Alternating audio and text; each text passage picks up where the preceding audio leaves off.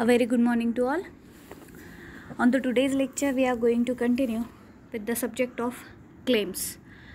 In this lecture, we are going to continue what is the claim regarding maturity or the death claims. In the earlier lecture, we had the brief idea regarding insurance claim. But in this slide, we will discuss about the required documentations for the claim purpose. Whenever anybody invests his money into the insurance, there are number of expectations from that policy to the insurer person. Somebody purchased the insurance for the investment purpose, somebody for the required the money at that time. जेव्हा कधी पैशाची गरज असेल तेव्हा ते पैसे मिळावेत, investment पर्पजसाठी केलं जातं, फॅमिलीच्या कव्हरेजसाठी केलं जातं बऱ्याच वेळेस. म्हणजे प्रत्येकाचा पर्पज हा तुम्हाला तिथं वेगवेगळा दिसू शकतो. आणि मग आता वेळ आहे की बाबा जेव्हा त्या इन्शुरर पर्सनने इन्शुरन्स घेतलेला आहे आणि क्लेमसाठी तो जेव्हा येतो तेव्हा it is your liability to provide it at on time.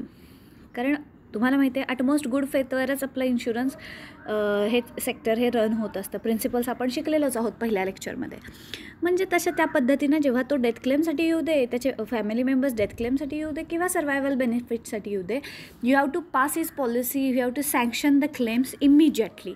Otherwise काय होतं की लोकांचा ट्रस्ट ह्या सेक्टरवरचा जाऊ नये ह्याच्यासाठी खूप छान पद्धतीनं क्लेम सेटलमेंट प्रोसिजर केली जाते आणि त्याच्यासाठी डेडलाईन ही 30 डेजची दिलेली आहेच. हे आपण लास्ट लेक्चरला पाहिलेलंच होतं.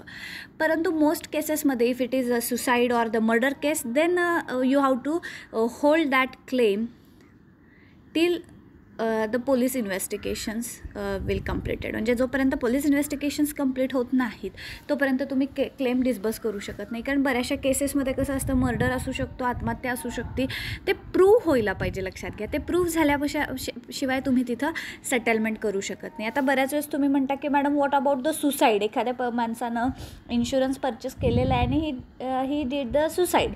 मग अशा केसेसमध्ये त्याचा थोडी ना ॲटमोस्ट गुड फेथ किंवा आपण जसं म्हणू शकतो की इन्शुरेबल इंटरेस्ट कुठं काय आहे, त्यानं कंपनीला फसवण्यासाठीच हे केलं. म्हणजे ऑलरेडी तो कर्जाच्या जाळ्यात अडकलेला होता, इन्शुरन्सच्या माध्यमातून त्याला ते फेडायचं अशी त्याचा प्लॅन असेल माईट बी, आणि त्यानं ते इन्शुरन्स क्लेम परचेस केला.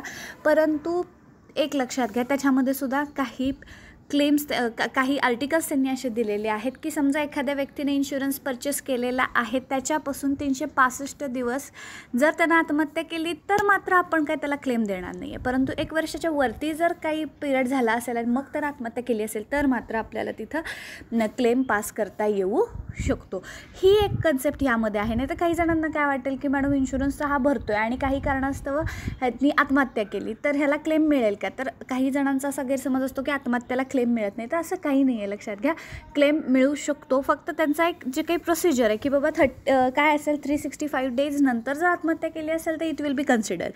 पण जर त्यानं 1 वर्षाच्या आतच आत्महत्या केली असेल, म्हणजे पॉलिसी घेतली आणि 2-3 महिन्यातच तो आत्महत्या करतो आहे, 7-8 महिन्यातच तो आत्महत्या करतो आहे, तर डेफिनेटली त्याला तिथं काहीतरी फ्रॉड करायच्या हिशोबानंच त्यानं इन्शुरन्समध्ये पैसा गुंतवलेला होता. मग अशा काही वेगवेगळ्या केसेस असतात. त्या केसेस सेटलमेंट करत असताना मात्र तो होल्ड करावा लागतो. नाहीतर बाकीच्या काही रेग्युलर केसेस आहेत, नॅचरल डेथ असू दे, ॲक्सिडेंटल डेथ असू दे, इमिजिएटली मुलांना क्लेम तिथं पास केला जातो. सो त्या क्लेमवर अजून आपण चर्चा करणार आहोत. A formal request to the insurance company asking for the payment based upon the term of the insurance policy. The insurance claim are reviewed by the company for their validity and then paid out to the insured for the requesting party on the behalf of the insured once approved. आता ज्यासाठी तुम्ही claim करणार असाल, whether it is death or maturity.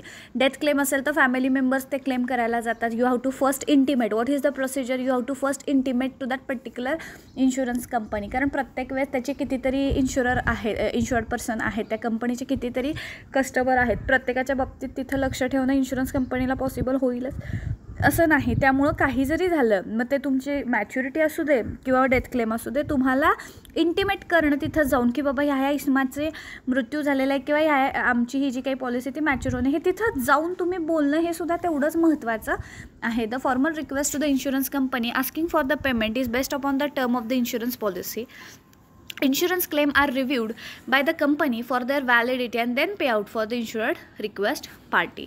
आजकाल काय झालं मुलांना, कम्प्युटरायझेशन आहे. सो तिथं दररोजच्या दररोज कंपनीला मेसेज पडत असतात कुणाचं मॅच्युरिटी आहे. परंतु डेथ क्लेमच्या बाबतीत मात्र डेफिनेटली तिथं त्या पर्सननी किंवा त्या फॅमिली मेंबरनं जाऊन इंटिमेट करणं हे खूप जास्त गरजेचं आहे. मॅच्युरिटीचं कसं आहे, मशीन तिथं सांगू शकते की बाबा आज कोणत्या कोणत्या पॉलिसी मॅच्युअर होणार आहेत. परंतु डेटच्या बाबतीत इट इज अनसर्टन ना. सो तिथं तुम्ही जाऊन तिथं इंटिमेट करणं is very important concept over there. Okay, the next is all about the type of claim. Last लेक्चरला सुद्धा आपण हे सगळं शिकलेलं होतं की टाईप्स हे 2 प्रकारचे असू शकतात क्लेमचे. एक तर मॅच्युरिटी असू शकते किंवा डेथ क्लेम असू शकतो. यापेक्षा दुसरे कुठले क्लेम्स असू नाही शकत आहेत. ह्याच्यापेक्षा तुम्हाला कधी कधी मी तुम्हाला रायडर्स हा पण एक कन्सेप्ट शिकवलेली होती की रायडर्समध्ये जर तुम्ही क्रिटिकल इलनेस रायडर घेतला असेल किंवा ॲक्सिडेंटल रायडर्स घेतला असेल तर त्याच्या बेनिफिटसाठी तुम्ही तिथं जाऊ शकता. आता क्रिटिकल इलनेस रायडर जर घेतलेला असेल आणि तो माणूस ज्यानं कोणी तो इन्शुरन्स पॉलिसीबरोबर ते परचेस केलेला आहे, तो जर आजारी पडला किंवा काय झालं, त्याला इलनेस आला, तर ते देखील जाऊन आपण इंटिमेट करणं गरजेचं आहे कंपनीला की बाबा आम्ही हा जो काही इन्शुअर्ड पर्सन आहे ना क्रिटिकल इलनेस रायडर घेतलेला आहे. म्हणजे ते पॉलिसीमध्ये लिहिलेलंच असतं सगळं, क्लेम तिथं असतंच मेन्शन. तर त्याचे बेनिफिट्स मिळावे हे जाऊन तुम्ही इंटिमेट करणं गरजेचं आहे. कारण प्रत्येकच इन्शुरन्स कंपनी तुमच्या दारात येऊन विचारणार नाही तुमच्या रायडर्सचा तुम्हाला उपयोग आहे का, तुम्हाला त्याचे बेनिफिट हवे आहेत का. आपण तिथं जाऊन त्यांना सांगणं हे खूप जास्त तिथं इम्पॉर्टंट असतं. मग 2 प्रकारचे क्लेम्स आपण फक्त बघतो आत्ता सध्याला, मॅच्युरिटी क्लेम आहे आणि डेथ क्लेम आहे. What is the maturity claim? On the date of the maturity of life insured is required to send the maturity claim. Discharge from the original policy bond will be for the maturity date to enable the timely settlement. म्हणजे आता समजा माझी एक policy आहे, आता ती 2022मध्ये बघा mature होणार आहे. आता 2022 मार्चला जेव्हा मार्च महिन्यामध्ये जर ती मॅच्युअर होत असेल तर मी फेब्रुवारीत जाऊनच त्यांना सांगते की बाबा नेक्स्ट मंथमध्ये माझी मॅच्युरिटी आहे, पॉलिसी बॉन्ड त्यांना दाखवते की जेणेकरून एक अर्ली इंटिमेशन असल्यामुळं they are prepared for it. आणि मग माझे डिस्बर्समेंट किंवा माझं जे पेमेंट आहे किंवा क्लेम सेटलमेंट आहे ती मला मार्चमध्ये तिथं ऑन टाईम मिळू शकते. पण त्याच्यासाठी that customer should be aware about it. Company तर अवेअर असतेच रे, परंतु कंपनी असं किती जणांना मॅच्युरिटीला तर किती जणांना कॉन्टॅक्ट करत बसणार आहे. So customer should be aware about it. He should know what is the maturity date. बऱ्याच वेळेस असं होतं बरं का मुलांना की मॅच्युरिटीच माहीत नसते. आता मी तुम्हाला साधा मुद्दा सांगते की बिफोर 4 years घरामध्ये साफसफाई चाललेली होती आमच्या. आणि आहे ना, ते साफसफाई करत असताना एक बॅग सापडली. म्हणजे ती बॅग आम्ही ओपन केली की म्हटलं ह्यातले काही डॉक्युमेंट्स जे नॉट रिक्वायर्ड आहेत ते सगळे डिस्पोज करून टाकूया. आणि त्यामध्ये एक इन्शुरन्सची पॉलिसी सापडली. It was the policy of my husband's father. Okay, आणि ती सापडली, त्याच्याकडे कोणी बघितलेलंच नव्हतं. ओके, आणि त्यांचे फादर एक्सपायर हे 2002मध्येच झालेले होते आणि ती पॉलिसी आम्हाला सापडलेली होती 2015मध्ये. आणि मग ती पॉलिसी काढल्यानंतर मिस्टर सेड की रीड इट, तुझा insurance subject read it and tell me what is the benefit of it. आणि मग मला वाटलं ते इतकी जुनी आहे म्हटलं हे क्लेम सेटल्ड पण झाला असेल वगैरे वगैरे, कारण त्यांचे डॅडची डेट होऊन एवढे इयर्स झालेले होते, 12 years झालेले होते. सो मी ते रीड केल्यानंतर मात्र मला थोडीशी गफलत आढळली. म्हणून मी त्यांना म्हटलं मी उद्या LICमध्ये जाते आणि मी ह्याची सगळी इन्फॉर्मेशन तुम्हाला संध्याकाळपर्यंत सांगते.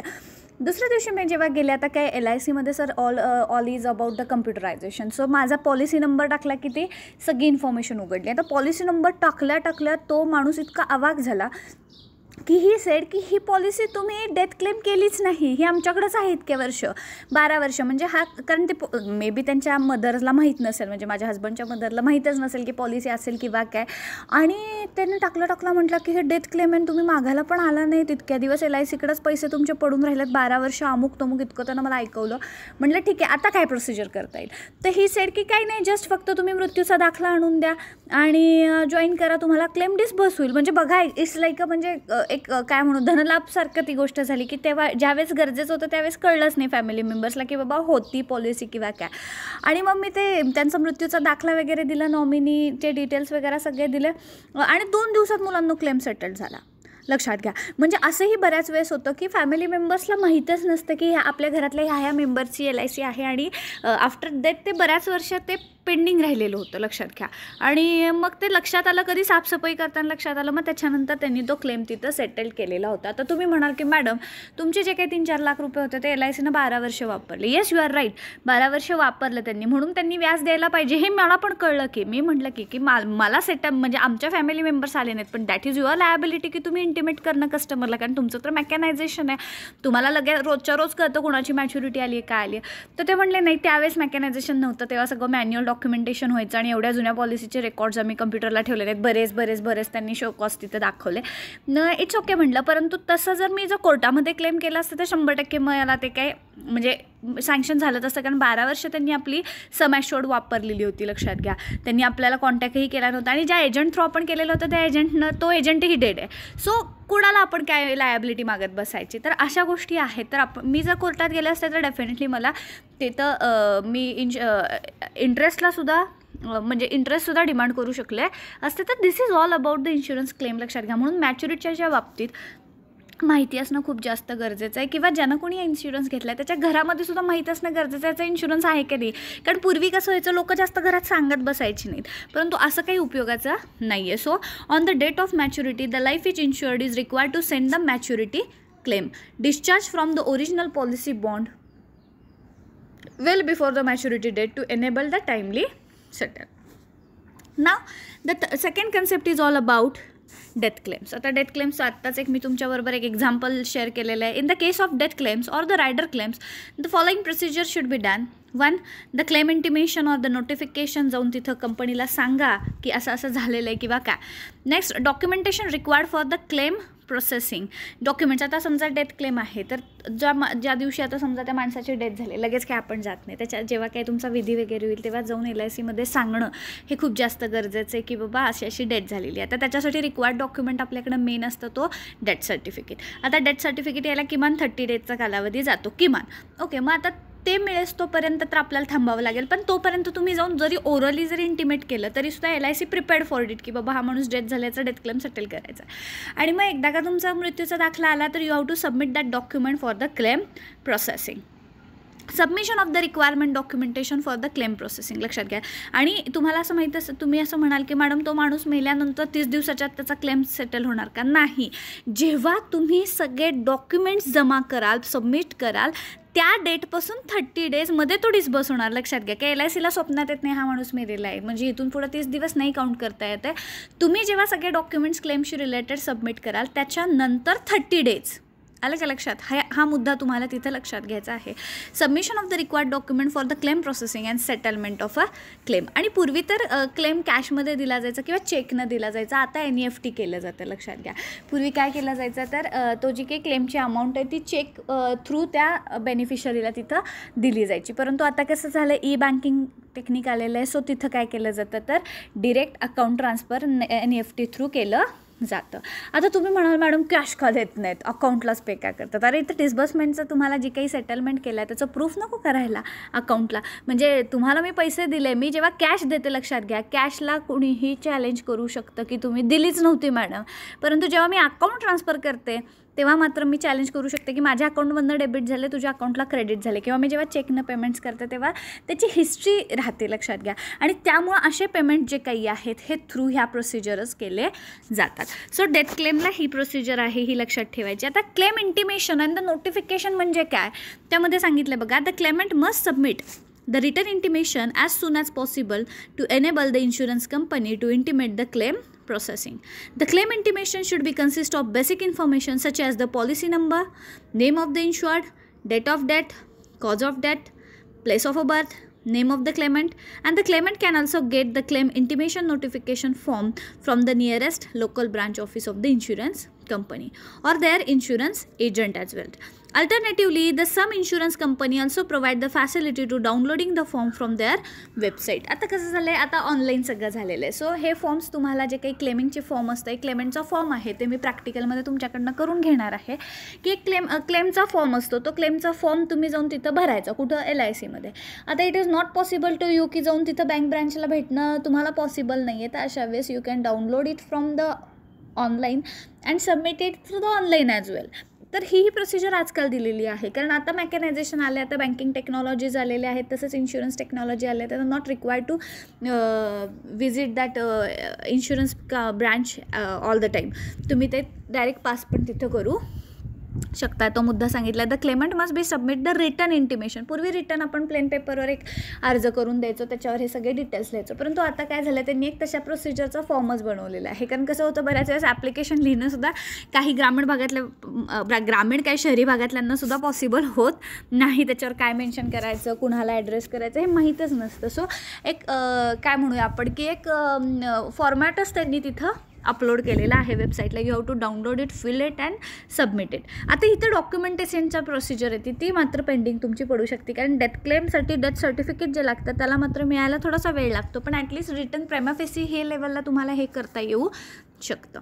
Next, the document required for the claim procedure काय सांगितले बघा. The claimant will be required to provide the claimant statement, original policy document, death certificate, police FIR, postmortem, exam report, certificate and the records from the treating doctor, hospitals, and the advance discharge form for the claim procedure. Based upon the sum at the risk causes the death and the policy duration, insurance company may also request the some additional document. आता कसं असतं लक्षात घ्या, death म्हटलं की ती natural death पण असू शकते, ती ॲक्सिडेंटल डेथसुद्धा असू शकते, ती कुठल्याही इलनेसनुसारसुद्धा असू शकते. आता जर त्या माणसाचा मृत्यू हॉस्पिटलमध्ये कुठल्याही रोगावर उपचार घेताना जर झाला असेल तर it is consider as a natural death. त्याचा जो डिस्चार्ज रिपोर्ट असतो तो डॉक्टर ते डिस्चार्ज करताना म्हणजे ते बॉडी देतानाच बनवतात, तो डिस्चार्ज रिपोर्ट तुम्ही जोडू शकता. कारण त्यामध्ये डॉक्टरनी काय काय ट्रीटमेंट केली आणि काय काय त्यांना सपोर्ट केला आणि कशामुळे तो मेला ते त्यामध्ये मेन्शन केलेलं असतं. So that discharge report will be accepted. दुसरं आहे ॲक्सिडेंटलमध्ये कंपल्सरी तुम्हाला FIR नोंद होतीच. FIR म्हणजेच काय, तर फर्स्ट इन्व्हेस्टिगेशन रिपोर्ट जो काही असतो किंवा फर्स्ट इन्फॉर्मेशन रिपोर्ट ज्याला आपण म्हणतो. ठीक आहे की बाबा कुठे ॲक्सिडेंट झाला, कशामुळे झाला, काय असेल ते त्यामध्ये मेन्शन केलेलं असतं. त्याच्या एक रिपोर्टचं झेरॉक्स तुम्हाला जोडावी लागते. त्याचबरोबर ॲक्सिडेंटल असो किंवा सुसाईड असो ह्यामध्ये पोस्टमॉर्टम इज अ कंपल्सरी. म्हणजे अदर दॅन नॅचरल डेथ जर डेथ असेल तर त्याला कंपल्सरी पोस्टमॉर्टम केलं जातं. आणि पोस्टमॉर्टममध्ये मेन्शन केलं जातं की डेथ कशामुळे झाली. जरी ॲक्सिडेंटमध्ये झालेली असले तरीसुद्धा कुठलं ऑर्गन बंद पडल्यामुळे तो मेला हे त्यामध्ये लिहिलेलं असतं. तर त्यामुळं LICला कळतं की बाबा ॲक्सिडेंटल डेथ आहे किंवा सुसाईड आहे, काय आहे ते पोस्टमॉर्टमशिवाय तिथं रिव्हील होत नाही. आणि मग ते तुम्ही जोडलं की तिथं मुद्दा होऊ शकतो. परंतु बऱ्याच वेळेस असा प्रॉब्लेम येतो की मॅडम एखादा इसम घरातच मेला. कधी कधी म्हाताऱ्या माणसांच्या बाबतीत होतं की काल चांगले होते आणि आज सकाळी गेले. आता ते काय हॉस्पिटलमध्ये नव्हते किंवा ते डेथ त्यांची काय ॲक्सिडेंटल डेथ नाही किंवा सुसाईड नाही आहे, घरामध्येच मेले. मग आता ह्याचं प्रूफ काय. मग अशा वेळेस मात्र आपण तो माणूस डिक्लेअर करायच्या आधी डॉक्टरला बोलवतो. दॅट इज अ कंपल्शन आपल्यात असतं. आपण स्वतःने डिक्लेअर करायचं अरे हा मेला नाही. डॉक्टरांना आपण बोलवतो. डॉक्टर सांगतात की बाबा he is dead or what. आपण नाही सांगू शकत, we are not a doctors ना. मग नॅचरल डेथला हे आपण तिथं नोंद करतो ग्रामपंचायतीमध्ये वगैरे. मग ते डॉक्टर तिथं सही करतातच की बाबा हे मी तपासूनच सांगितलेलं आहे की हा माणूस घरीच, म्हणजे काही जण घरातच, म्हणजे हॉस्पिटलला जायची वेळच येत नाही, घरातच त्यांचा मृत्यू होतो. अशा केसेसमध्ये काही जण खूप घाबरतात की आता मॅडम प्रूफ काय द्यायचं, घरातच डेथ झाली. तर असं काही नाही, त्या डॉक्टरच्या सहीनं ते ग्रामपंचायतीमध्ये किंवा तुमच्या नगरपालिकेमध्ये नोंद होऊन तुम्हाला डेथ सर्टिफिकेट तिथं मिळू शकतं. हा झाला मुद्दा. मग हे सगळे जे रेकॉर्ड्स आहेत हे तुम्हाला तिथं जमा करायला लागतात. तर ह्यामध्ये थोडासा वेळ जाऊ शकतो, आय नो. सो दॅट पहिल्यांदा प्रेमा फेसी काय करायचं आपल्याला, तर first of all you have to fill the claim form and submit it to the insurance. म्हणजे त्यांना कळतं की बाबा असं असं झालेलं आहे आणि आज न उद्या आपल्याला क्लेम सेटल करावा लागणार आहे. डॉक्युमेंट मिळायला उशीर झाला तरी चालेल, पण ॲटलिस्ट मॅन्युअल फॉर्म तरी भरून तुम्ही तिथं सबमिट करू शकता. Based upon the some of the risk causes the death, the policy duration, insurance company may also request the some additional documents. आता बऱ्याच वेळेस कसं होतं की पॉलिसी सेटलमेंटसाठी गेल्यावर पॉलिसी बॉन्ड हा सगळ्यात महत्त्वाचा डॉक्युमेंट आहे, लक्षात घ्या. पॉलिसी बॉन्ड हा लागतोच, त्याच्याशिवाय क्लेम डिस्बर्सच होऊ शकत नाही. आता तुम्ही म्हणाल की मॅडम आमचं पॉलिसी बॉन्डच हरवलं, डुप्लिकेट काढून घ्या, परंतु त्याच्याशिवाय तुमचा क्लेम सेटल होणार नाही. म्हणजे उद्या जेव्हा तुम्ही इन्शुरन्स कंपनीमध्ये कामाला लागाल तर तुम्हाला हे पण माहिती आहे की विदाऊट पॉलिसी बॉन्ड तुम्ही कुणाचाही क्लेम सेटल करू नाही शकत आहे. तुम्हाला ती एक कोड ऑफ कंडक्ट घालून दिलेलं आहे, त्यानुसारच तुम्हाला तिथं वागायचं आहे. ठीक आहे.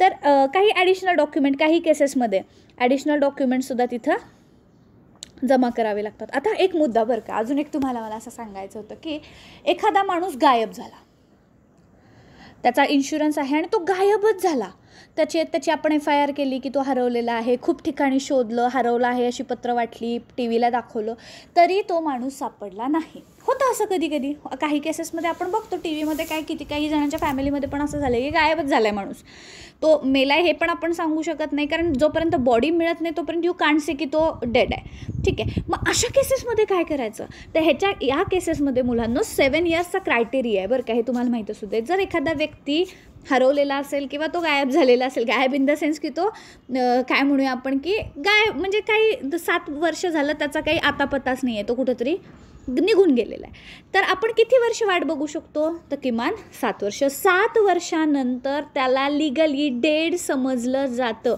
हाही क्लेम तिथं सेटल्ड होऊ शकतो, हे पण लक्षात घ्या. आणि मग 7 वर्षानंतर आपण तो क्लेम सबमिट करून त्याचे पैसे घेऊ पण शकतो. म्हणजे हे आपण एक आहे की जो बॉडी मिळाली इट्स ओके, डेड आहे म्हणून कळतंच आहे, परंतु तो नाहीच मिळाला, कुठं गेला, काय गेला, कुणालाच काही माहीत नाही आहे. आपण किती वर्ष वाट बघायची, कायद्याच्या नियमाप्रमाणे आपण 7 वर्ष वाट बघायची. 7 वर्ष जर तो आला नाही तर he will consider as a dead. लक्षात घ्या, त्याचा क्लेम तिथं सेटल केला जातो. अशाही काही केसेस असतात. म्हणजे इन्शुरन्समध्ये जेव्हा तुम्ही नोकरीला लागाल तेव्हा तुमच्या पुढे हे 2च क्लेम येणार नाही आहेत की डेथ झाली किंवा काय. अरे पण डेथ ह्या पण मार्गानं कन्सिडर केली जाऊ शकते की if that person is not came within that 7 years.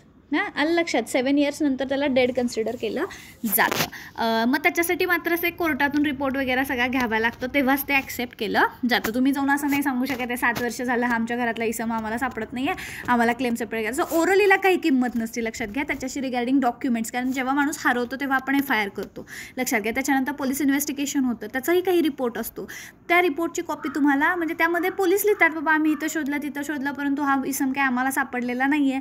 मग ते कन्सिडर केला जाऊ शकतं की बाबा तो माणूस हरवला आहे, तुम्ही शोधण्याचा प्रयत्न केला तरी तो सापडत नाही आहे. मग अशा वेळेस तिथं ते रिपोर्टमध्ये सगळं मेन्शन असतं आणि तेव्हाच ते LIC ॲक्सेप्ट करून तुम्हाला क्लेम डिस्बर्स करते. नाही तर तुमच्या डोक्यात येईल की एखाद्या माणसाची पॉलिसी उतरू करोड रुपयाची त्याला गायब करू आणि मग क्लेम घेऊ. It is not that much easy, लक्षात घ्या. कारण त्याच्यासाठी रिक्वायर्ड इसेन्शियल डॉक्युमेंट सबमिट झाल्याशिवाय क्लेम डिस्बर्स करता येत नाही. तर this is about the document required for the claim. Next is the submission of required document. Submission of required डॉक्युमेंट्समध्ये काय सांगितले बघा, for the faster claim processing it is essential that the claimant submit the complete documentation as early as possible. The life insured will not able to take the decision until all the requirements are complete. Once all the relevant document record for they're submitted, the life insurance can take the decision about the claims. Document submit करायच्यात आणि मग insurance company त्याच्या सेटलमेंटबद्दलचा विचार करणार आहे. आणि शेवटचा सगळ्यात इम्पॉर्टंट मुद्दा जो आहे तो settlement of claim. It is whether it is maturity or death as per the requirement of 8 of IRDA Regulation 2002, the insurance is required to settle the claim within the 30 days after the receipt of all the documents. एक लक्षात घ्या, documents आल्यानंतर 30 दिवसांचा कालावधी आहे sought by the insurance. However, the insurance company can set the practice of settling the claim even earlier if the claim requires the further investigation. The insurer has to complete with the procedure within the 6 months from receiving the written intimation claims. लक्षात घ्या की काही केसेसमध्ये अजून investigation चालू आहे, अशा वेळेस मात्र एक्स्ट्रा 6 मंथ तिथं वाढवून दिलेले आहेत आणि त्या पद्धतीनंच सेटल केला जातो. आता क्लेम रिक्वायरमेंटमध्ये काय सांगितलं, डेथ क्लेममध्ये डेथ सर्टिफिकेट लागणार, ओरिजिनल पॉलिसी बॉन्ड लागणार आहे आणि claim form issued by the insurance along the supporting documents. And for ॲक्सिडेंटलमध्ये copy of medical report, test reports, discharge summary, admission report of the hospital and laboratories. Original policy bond दोन्ही केसमध्ये mandatory and the claim form along with the supporting document. This is all about the requirement. आणि मॅच्युरिटीसाठी just original policy bond and maturity claim form, तो एक form असतो तो भरणे आणि तुमची पॉलिसी जमा करणे, त्याच्यावर सगळं मेन्शनच असतं. सो मॅच्युरिटीला काही जास्त त्रास होत नाही, लक्षात घ्या. कारण it is very easy, it is all the mention on the computer त्यामुळं त्याचं काही सेटलमेंट इझिली होतं. फक्त हिथं डेथ आणि ॲक्सिडेंटल डेथ किंवा नॅचरल डेथ दोन्ही काही असू, याच्यामध्ये फक्त डॉक्युमेंट व्हेरिफिकेशन झाल्याशिवाय, कारण जालीसुद्धा डेथ सर्टिफिकेट माणसं आणू शकतात, कारण LIC वाले काय बघायला येत नाहीत हा खरंच मेला का, ह्याचा ह्यांनी विधी केला आहे का नाही, तर डेथ सर्टिफिकेटवरच ते विश्वास ठेवतात की बाबा खरंच हा माणूस मेला. तर हे असं जाली वगैरे काय होऊ नये याच्यासाठी मात्र डॉक्युमेंट व्हेरिफिकेशन होऊनच तो सेटल केला जातो. This is all about the claim procedure. Okay, on the next lecture we are going to continue with the next part of this content. Thank you so much.